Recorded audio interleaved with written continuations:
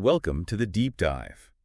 Today we're really getting into something practical, how to boost your confidence, sound more natural in just everyday English chat. Because, we hear this a lot, right? Learners get stuck using maybe just two phrases, like always asking, how are you? But always answer, I'm fine. Yeah. Exactly.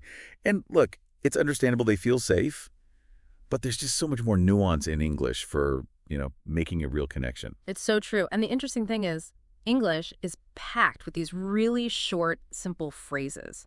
Things native speakers use constantly, almost without thinking. Right. And learning these, it's like a shortcut. It genuinely helps you sound more natural, feel more confident, and actually be in the conversation. So that's our mission for you today. We're going to unpack these key daily phrases, give you tools you can use like right away. Yeah. This deep dive is all about helping you handle those everyday moments with a bit more ease, getting past that feeling of maybe being a bit overwhelmed. Ready to jump in? Let's do it. Okay, so first things first. Greetings. Yeah. That, how are you? It works, but like we said, sometimes people want something less rehearsed. Definitely. Think of it like adding more tools to your kit right from the start. So instead of always, how are you? You could go with, how's it going? It's pretty flexible. Right. Or more casual, what's up? Just a little warning on that one. What's up is definitely informal, great for friends, casual settings, maybe not the best for, say, your boss first thing Monday morning. Right, good point. Context matters. Always. And if you haven't seen someone for a bit, have you been? That really fits perfectly. Okay, I like that. Simple shifts. And what about responding when someone asks you? Moving past just, I'm fine, what works well? Well, I'm doing well, thanks, is always polite, always works. Sure. But if you want to sound a bit more, integrated, can't complain is great. It's kind of subtly positive, like things are generally good. I use that one. Yeah, it's useful. And for a really natural back and forth, try pretty good, you. That immediately throws it back to them, keeps it moving. Pretty good, you. Simple. Can't complain, too. It feels authentic somehow. Okay, what about meeting someone totally new?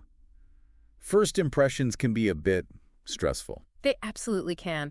Look, nice to meet you is the gold standard. It always works. It's a pleasure is maybe a touch more formal, but still very warm, very welcoming. Okay. And if you want to add a bit more warmth, maybe you know someone in common. Hey, I've heard so much about you. That can really make someone feel, seen. Oh, that's a nice one. Yeah. It just depends on the situation, who you're talking to. And it's amazing how these little changes, these greeting swaps, they don't just show, the words. They show you get the sort of social rhythm of English chat. Exactly. You're part of the dance. Okay, so you've nailed the greeting. Awesome. But then that potential awkward silence, keeping the conversation actually going. I think we've all been there. Oh, yeah. That silence can feel long. So the key is open-ended questions. Stuff that needs more than just a yes or no. Like what?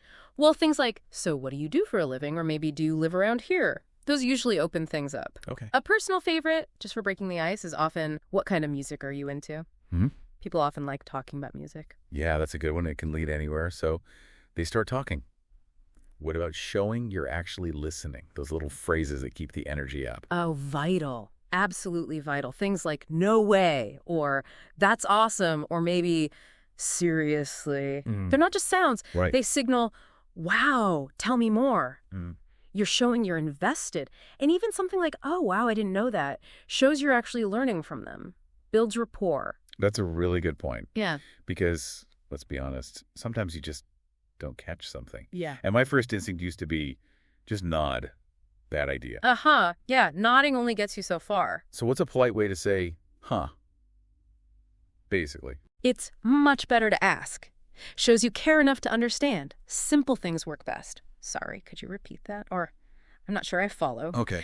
And if it's a specific word or idea, what do you mean by that? Is perfectly clear and direct. Honestly, don't hesitate. Native speakers ask for repeats all the time. It's true, we do. So the takeaway here is, these aren't just functional, they're active engagement tools.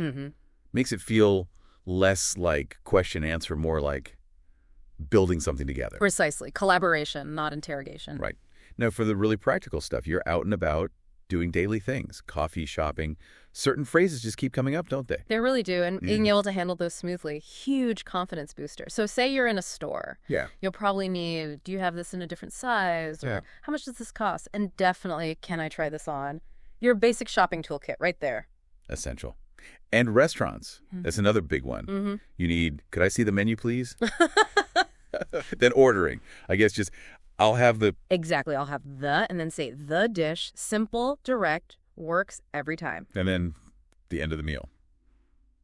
Can we get the bill, please? Yeah. Or check in the U.S. Right? Yep, bill or check works. And sometimes, life gets in the way. You're late or you need to leave a conversation. How do you do that gracefully? Good question. Just simple, polite phrases. Sorry, I'm running late. Or if you need to leave, I've got to head out. Polite, clear. Okay. And if you want to soften the exit and keep the door open, let's catch up soon is a really nice, positive way to end it. What I love about these specific ones is how they empower you. You can handle these common moments smoothly. It really cuts down on that background worry you might feel. Definitely reduces the anxiety. Let's shift gears a bit into maybe a more nuanced area, expressing feelings, opinions. This is where things get really interesting, but maybe trickier. It can be, but again, simple phrases are your friends here. For just sharing a casual thought or what you want to do, try, I feel like, I feel like going out tonight. To be honest is a great little preface sometimes. And if something just isn't for you, I'm not really into that, or the very common, it's not my thing. Both are polite ways to say no thanks or express disinterest. It's not my thing is super useful. And what about positive stuff? Affirming things, praising someone. Equally important. If an idea sounds good, that sounds great, or I'm excited about it. Really conveys that positive energy. And if someone did something really well, a project, a presentation, you nailed it. That's a fantastic compliment. It shows you really noticed their success. You nailed it. I like that. Okay, but the flip side, disagreeing. How do you do that without, starting an argument? The diplomatic dance. It's all about respect. So phrases like, I see your point, but signal you've heard them before offering your view. Okay, that but is doing heavy lifting there. It is. Or a softer approach. I'm not sure I agree. And even more indirect, that's one way to look at it. Yeah. That acknowledges their perspective without actually agreeing with it. Clever. Allows you to state your piece without being confrontational. Exactly. These phrases let you be authentic, share your real thoughts, but do it in a way that keeps the conversation respectful and hopefully avoids awkwardness. Okay, so we've covered starting, flowing, daily stuff, expressing ourselves. Which brings us to the end, the exit. Just as important as the hello, wouldn't you say? How do we wrap things up smoothly? Couldn't agree more. A good exit leaves a positive feeling. So some friendly ways to signal you need to go. Anyway, I should get going. Simple, clear. Right. Or acknowledging the chat itself. It was great talking to you. That's always nice to hear. Yeah, definitely. If you genuinely want to connect again, let's stay in touch. Works well. And for a super casual goodbye, maybe someone you see often, catch you later, is perfect. Catch you later, classic. So the main idea is ending well isn't just about leaving politely. It cements that positive interaction, and it helps you feel good about the conversation, too. Absolutely. You walk away feeling accomplished. And there we have it. We've journeyed through a whole bunch of these essential everyday English phrases. They might seem small, but honestly, they're so powerful for sounding fluent, friendly, just more natural. They really are key. And before we finish, I want to give you, our listener, a little challenge. Ooh, okay. Just try using just one new phrase from our chat today.